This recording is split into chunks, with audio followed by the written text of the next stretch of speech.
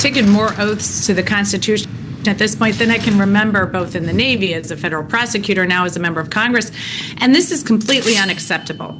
And as a former military person, you immediately need to come up with a proactive strategy to fight this in the long term. And that's exactly what I'm doing.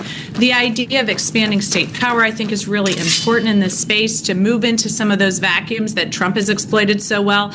We need strong Democratic leadership at the governor's level, working in concert across the country so we can block and tackle and push back against these incursions, as he's trying to really cheat the system because he's afraid his policies are so unpopular that he'll lose otherwise, which I believe as well. So really, he's trying to create this way of undermining the election process, and that's what we're all fighting. That's what's critically important here in New Jersey, and it's part of what I'm building here in this governor's campaign.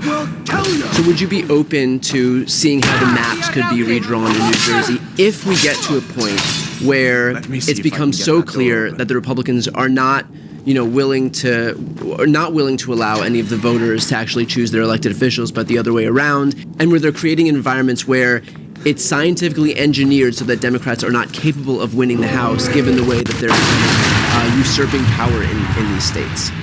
I think we're going to respond with the full force and power that we have as state governors after the election to really fight back against all of these things, because you're exactly right. What I think Trump is looking to do is creating an unwinnable map. Is just going across the country and trying to create a system where he undermines what has been put in place to create fair elections or to create fair maps across the country.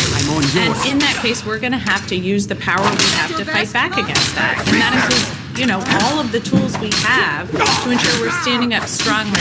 Because I'll tell you, I take my oath to the Constitution seriously. I take my need to protect this democracy very seriously. When you take that oath, it's to protect against all enemies, foreign and domestic. And that's what we're seeing right now. And that's how I will act as governor.